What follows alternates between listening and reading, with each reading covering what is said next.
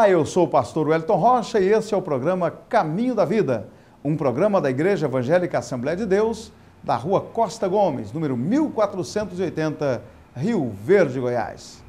É um prazer estar com você em mais um programa.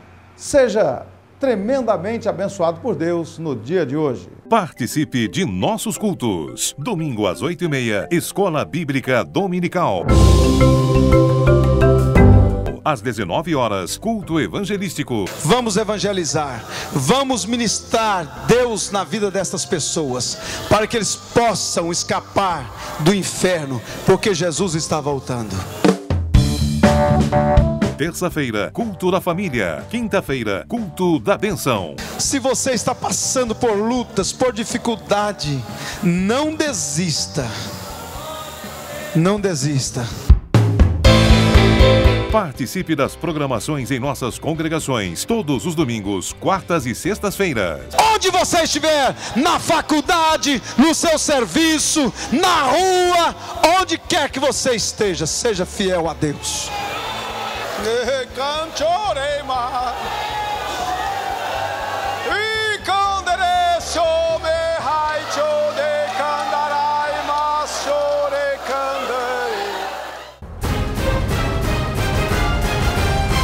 Igreja Assembleia de Deus, Rio Verde, Goiás. Rua Costa Gomes, número 1480, Centro, Rio Verde. Muito bem, esse é o programa Caminho da Vida. Eu quero te fazer uma pergunta, principalmente você aqui de Rio Verde. Mas você que mora nas cidades vizinhas pode participar também. Dia 23 vai acontecer o que mesmo? A nossa primeira grande marcha para Jesus. E você, já fez alguma coisa? Já convidou alguém? Está participando? Colaborando? Eu creio aí que com a participação e o Coplerv fazendo esse trabalho, né, todos nós vamos abraçar essa causa. Não é um trabalho da Assembleia de Deus apenas. É um trabalho que a Assembleia de Deus está participando. Nós vamos participar. Eu conclamo a todos os irmãos, a todos das congregações, das cidades vizinhas, venha, faça a sua faixa, faça a sua bandeira, faça alguma coisa para nós, nesse dia, proclamarmos que Jesus é o Senhor desta cidade. Então, nós vamos juntar aí com o Coplerv, com os irmãos que estão organizando todas as igrejas de Rio Verde, eu creio que vão participar. Eu quero conclamar você, venha para a Marcha para Jesus, dia 23 de dezembro, será um dia inesquecível para todos nós. Este programa estará apoiando e fazendo também a cobertura deste evento no dia 23 de dezembro. Vamos então agora com a nossa sala de visitas. Olá pessoal, mais uma vez em nossa sala de visitas, hoje recebendo a irmã Maria da Paz. Essa mulher que transmite paz e também tem sido assim um exemplo de mulher para essa nova geração que tem chegado. E vai falar de um assunto muito importante, que é como manter um equilíbrio e ter uma vida mais que abundante na terceira idade. Irmã Maria da Paz, qual o segredo dessa alegria? Irmã Ângela, primeiro é um prazer muito grande estar aqui na sala de visita. Quanto à pergunta que você fez, é a alegria que vem de Deus, é Ele que dá, que é um presente de Deus chegar à terceira idade. Há pessoas que consideram a terceira idade como a fase mais difícil da vida. E a senhora, como a senhora encara essa fase? Concordo plenamente que é uma das fases mais difíceis. Por quê? Irmã, por que a fase mais difícil? Porque é o momento que são rejeitados, a sociedade faz a exclusão. É um momento, irmã Ângela, que eles são assim, eles não estão preparados para aceitar a terceira idade. Eles não se aceitam. Daí é que tem tantas pessoas que gastam, vamos dizer assim, rios de dinheiro em plástica, em tudo, porque não aceitam. São muitas coisas que a terceira idade, ela precisa ser vista. Tem de ter um acompanhamento. As doenças são muito vulneráveis. Eles ficam assim, muito cansados rapidamente. Aí chega a aposentadoria na terceira idade. Só que eles têm muito tempo, mas não têm mais ânimo. Aí precisa de alguém para ir lá e ajudar, dar uma assistência, compreender, levar carinho, amor, saber lidar. Porque para saber lidar com o idoso, irmã, tem que ter um segredo. Ser humilde, ser compreensivo, ser carinhoso, porque senão não vai entender. Os filhos geralmente não têm muita paciência e põem nos asilos. O asilo está sendo quase que um depósito em todas as cidades. Por quê? Porque falta amor. Porque falta amor. Aí o que acontece? Tem muitos idosos que são órfãos de filhos vivos. E assim, uma pessoa que é criada no meio evangélico, o que a senhora acha? Que foi nascida e criada e hoje, um exemplo, na velhice, né, estão desfrutando na presença de Deus. A senhora acha que eles têm condições de encarar diferente a realidade da terceira idade? Irmã Ângela, é completamente diferente. É outra fase da história. Porque quando se conhece a Deus, envelhece com alegria, envelhece com prazer. Chega à terceira idade cheio de experiência. A Bíblia diz que a palmeira envelhece crescendo. O idoso, ele envelhece nos ensinando. Irmã Maria da Paz, deixe o seu conselho para as pessoas da terceira idade que anseiam e desejam viver melhor essa fase, que eu acho ela assim linda, ao meu ver. Irmã, eu já estou entrando nessa fase. E o conselho que eu dou é que visite a Igreja Assembleia de Deus, porque o pastor ele tem investido muito e nós temos um projeto novo agora de dar uma maior cobertura, uma maior assistência, um maior apoio à terceira idade. Para isso, ele nos levou ali para um congresso no Rio. O evangelista Fábio vai implantar na Escola Bíblica Dominical o ensino para a terceira idade. Então, quando a gente lê a palavra, quando a gente estuda, quando a gente está caminhando para a igreja, aí vem logo os frutos. E mesmo na velhice darão frutos. Eu quero agradecer a senhora por ter atendido o nosso convite. E a você, querido telespectador, por estar nos acompanhando. Eu agradeço a você e a sua família. Que Deus te dê uma semana de paz. Ok, estamos de volta com o programa Caminho da Vida. E vamos falar com mais um de nossos dirigentes. Vamos falar agora com o presbítero Jefferson Ferreira, que dirige a nossa congregação ali no bairro Serpro. Paz do Senhor, irmão Jefferson. Tudo bem? Senhor, tudo bem. Como é que estão os trabalhos ali na nossa congregação? Está ótimo. Deus está abençoando, está muito bom. Inclusive, nós estamos com um trabalho bom de grupos familiares. Esta semana, no final de semana, 2 famílias aceitaram Jesus. Nós já fizemos o culto na segunda-feira, foi muito bom na casa dessas famílias e Deus está abençoando, porque ali realmente necessita de uma grande intervenção do Senhor na vida ali das pessoas. Então, o povo lá está motivado para a evangelização. Muito motivado, muito motivado. Nos domingos, nos trabalhos nos domingos, está muito bom e graças a Deus o trabalho ali vai muito bom e eu tenho certeza que a cada dia vai melhorar mais e a Assembleia de Deus está fazendo ali um grande trabalho. Muito bem, então você possa falar aí os dias dos cultos, né? E também o endereço da igreja para que os telespectadores possam estar participando de um culto ali na nossa congregação. Lá na Rua da Esperança, né? Eu convido a todos ali para estar conosco na Rua da Esperança, na CEPRO, na Igreja Evangélica Assembleia de Deus. E convido na quarta-feira, nós temos um trabalho muito bom, na sexta e no domingo de manhã na Escola Dominical e no domingo à noite. Graças a Deus, Deus tem abençoado e eu convido a vocês a estar conosco lá. Será um grande prazer receber todos vocês lá e Deus vai abençoar de maneira maravilhosa. Muito bem, falamos aqui com o presbítero Jefferson, que está atualmente dirigindo a congregação da Vila Serpro. Um grande abraço a todos e vamos continuando aqui com o nosso programa Caminho da Vida.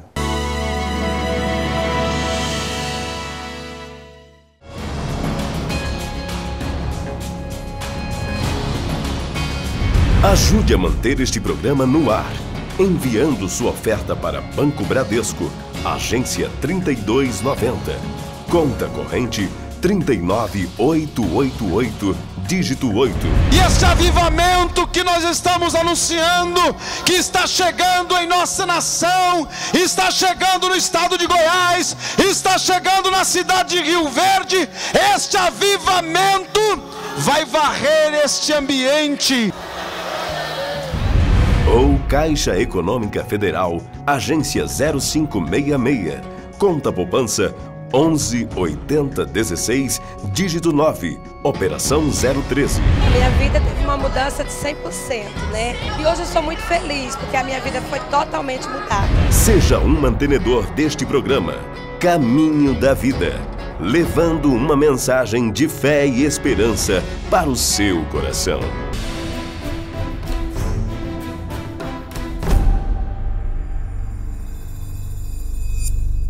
A civilização ocidental abomina a depressão e muitos cristãos fazem isso também, o que é bastante previsível, já que nós vivemos em uma sociedade em que a tristeza é vista apenas como mal e não como um processo necessário para o crescimento espiritual, para a transformação. E nesse contexto surge um assunto muito polêmico dentro de nossas igrejas, que é a depressão. E sobre isso eu vou falar hoje com a psicóloga Ana Amélia. Ana Amélia, qual seria a sua definição para o termo depressão? Muriele, em uma definição mais simples, seria o adoecimento do humor.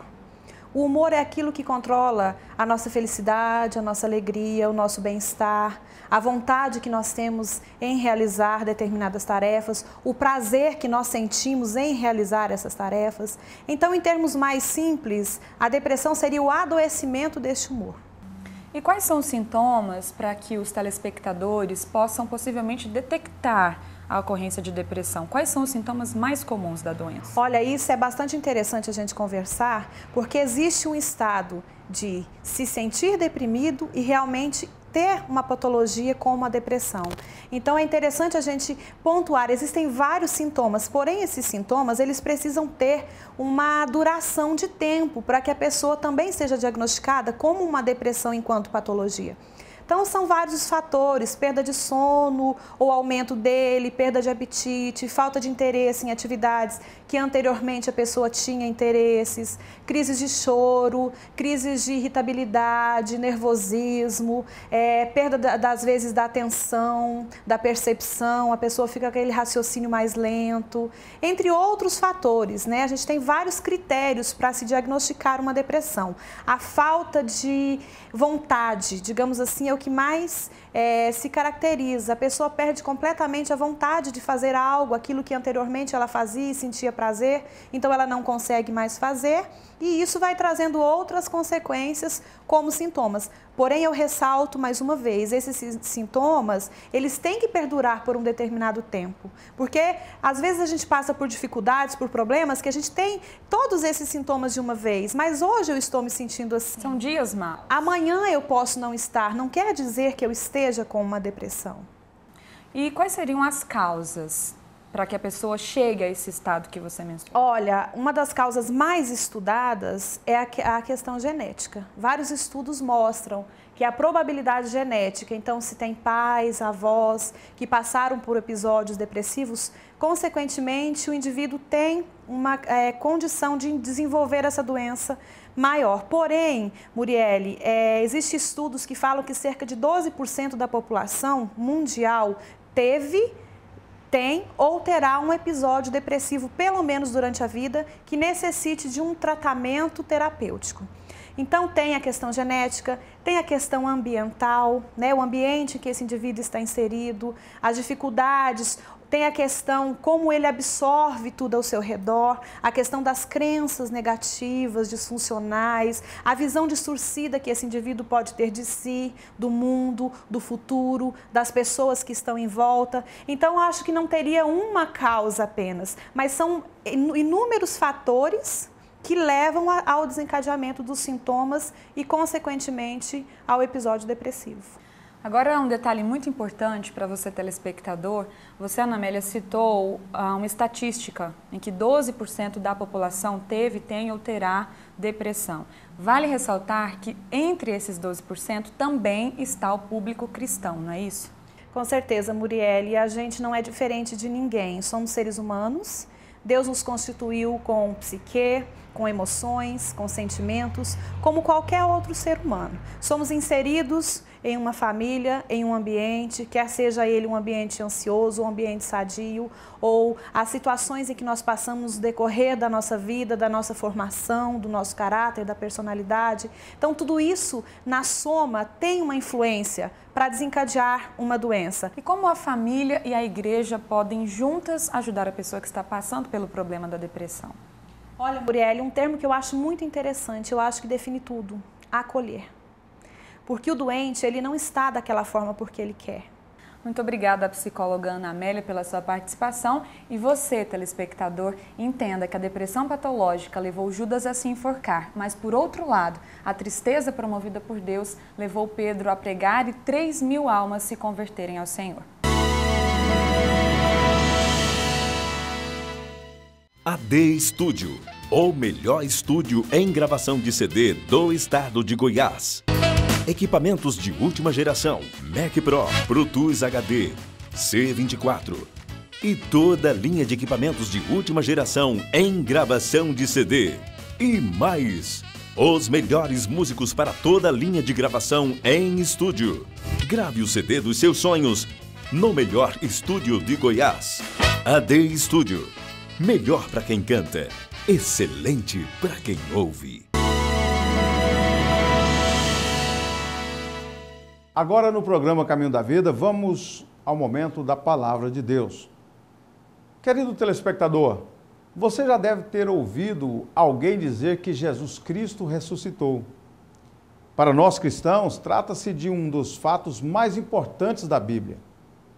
Base para todo o sistema de fé e serviço cristão. Por isso, vamos refletir um pouco sobre a ressurreição de Jesus.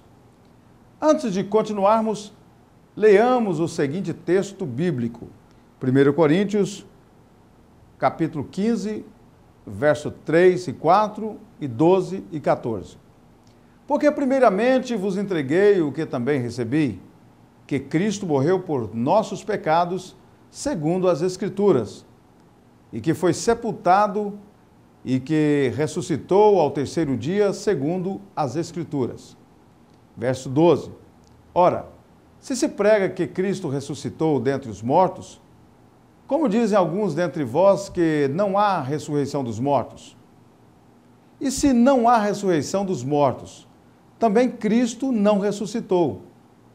E se Cristo não ressuscitou, logo é vã a nossa pregação e também é vã a nossa fé.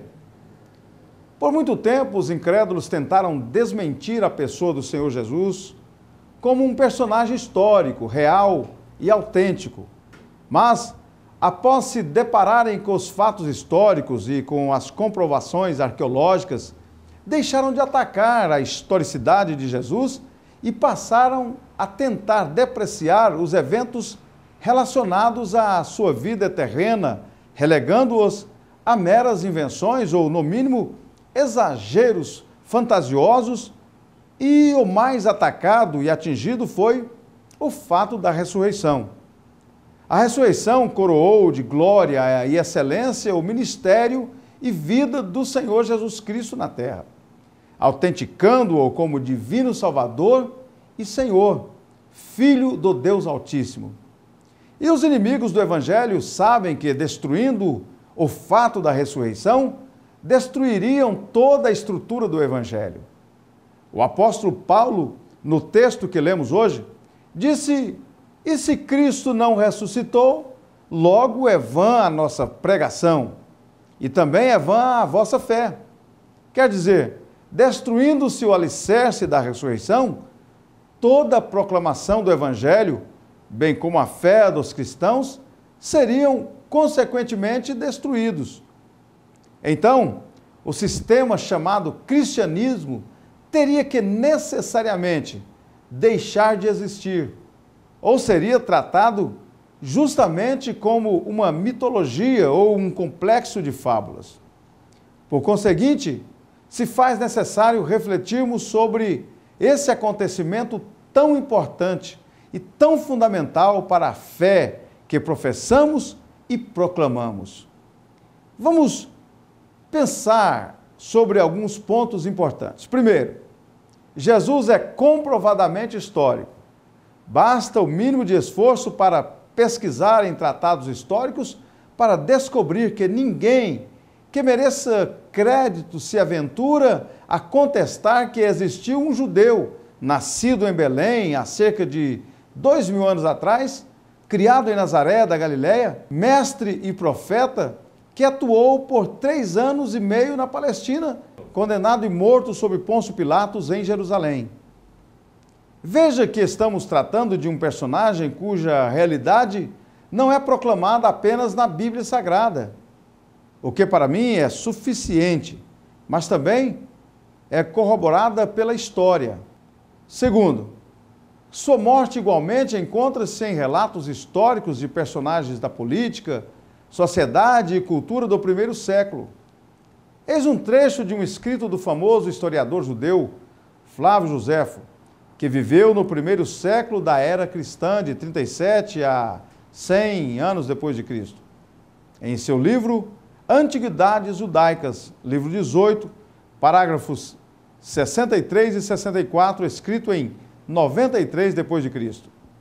Havia neste tempo Jesus, um homem sábio, se é lícito chamá-lo de homem, porque ele foi autor de coisas admiráveis, um professor tal que fazia os homens receberem a verdade com prazer. Ele fez seguidores, tanto entre os judeus como entre os gentios. Ele era o Cristo. E quando Pilatos, segundo a sugestão dos principais entre nós, condenou-o à cruz, os que amaram no princípio não o esqueceram, porque ele apareceu a eles vivo novamente no 3º dia. Como os divinos profetas tinham previsto estas e milhares de outras coisas maravilhosas a respeito dele.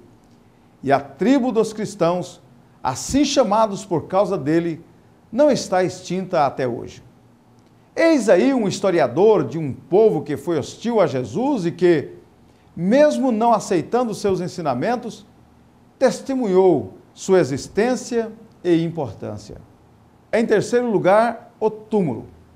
Igualmente, a arqueologia está à disposição para ajudar quem ainda tem dúvida se existiu ou não um túmulo que recebeu o corpo de um nazareno chamado Jesus, ainda que apenas por 3 dias. Esse túmulo pode ser visitado. Está na cidade de Jerusalém, para quem quiser ver.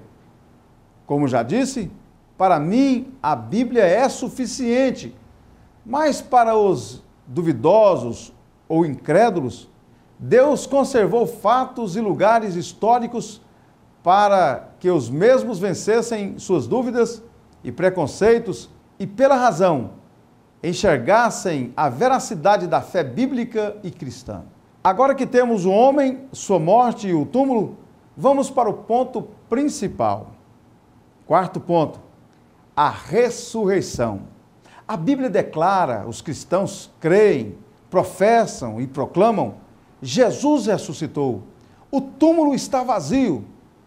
Os judeus disseram, roubaram o corpo dele.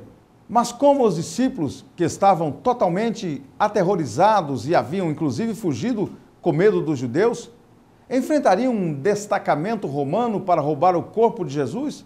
E mesmo que pudessem, por que o exército romano não foi atrás deles para recuperar o corpo e castigá-los? E mais, por que os judeus deram dinheiro aos soldados para espalharem o boato de que o corpo fora roubado, se de fato isso tivesse acontecido? Por que os judeus, que tanto queriam acabar com a nova igreja, nunca apareceram com o corpo de Jesus? Fato que destruiria a pregação dos apóstolos, que pregavam justamente no palco dos acontecimentos em Jerusalém? Para todas essas perguntas, só existe uma resposta. Jesus ressuscitou. Glória seja dada ao nosso Deus. A nossa fé não é vã, a nossa pregação não é vazia. Tem o testemunho de Deus, o argumento das Escrituras e a confirmação da história. Jesus ressuscitou e por isso temos vida eterna. Todos podem ter, se aceitarem o Jesus que não está mais no túmulo, o Jesus que ressuscitou. Queres ter uma vida eterna? Aceite esse Jesus ressuscitado. Participe de nossos cultos. Domingo às 8h30, Escola Bíblica Dominical. Às 19 horas, culto evangelístico. Vamos evangelizar, vamos ministrar Deus na vida dessas pessoas, para que eles possam escapar do inferno, porque Jesus está voltando. Terça-feira, culto da família. Quinta-feira, culto da bênção. Se você está passando por lutas, por dificuldade, não desista. Não desista. Participe das programações em nossas congregações, todos os domingos, quartas e sextas-feiras. Onde você estiver, na faculdade, no seu serviço, na rua, onde quer que você esteja, seja fiel a Deus.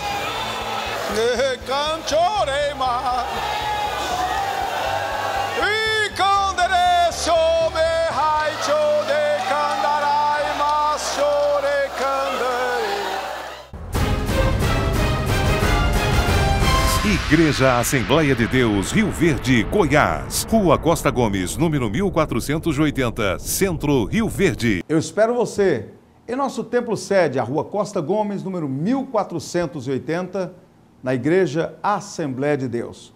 Você está à espera de um milagre? Venha para a Assembleia de Deus. Jesus tem um milagre para realizar em sua vida. Antes de terminar o programa, eu quero orar por você neste momento. Eterno Deus, te louvamos pela vida, te louvamos pela ressurreição de Jesus Cristo, te louvamos por tê-lo em nosso meio todos os dias. Ó Deus, muito obrigado por ter enviado o seu Filho para morrer na cruz pelos nossos pecados. Agora, Senhor, queremos te pedir uma vez mais que o Senhor venha abençoar esse nosso telespectador que está agora à beira dessa televisão, ou quem sabe pela internet, nos acompanhando e dizendo: Senhor Jesus, se o Senhor ressuscitou, então faça um milagre na minha vida. E nós que cremos que o Senhor ressuscitou, nós queremos liberar agora um milagre, uma bênção especial na vida deste homem e desta mulher. Alcance-o agora pela tua misericórdia, pela tua graça. Nós te louvamos e te agradecemos em o nome de Jesus. Amém. Eu quero, no final desse programa, abraçar mais uma vez os pastores que têm dado um apoio para o nosso programa, têm divulgado em suas igrejas, como pastor que está na cidade de Quirinópolis, pastor, presidente da nossa convenção, pastor Domingos Jacinto Luz Júnior, toda a sua equipe de obreiros, ministério, toda a igreja. Que Deus continue abençoando de uma forma especial. Também eu quero abraçar carinhosamente ao pastor de Santa Helena de Goiás, pastor Jeremias Marculino, toda a igreja, os irmãos, a irmã Nega, que é ouvinte, que acompanha nosso programa todos os dias e tem divulgado. Que Deus abençoe a senhora aí, toda a sua família e toda essa equipe de jovens aí de Santa Helena, que Deus abençoe de uma maneira especial. Estamos chegando no final do programa, queremos contar com a sua audiência no próximo programa, se Deus assim nos permitir. Fiquem todos na paz do Senhor.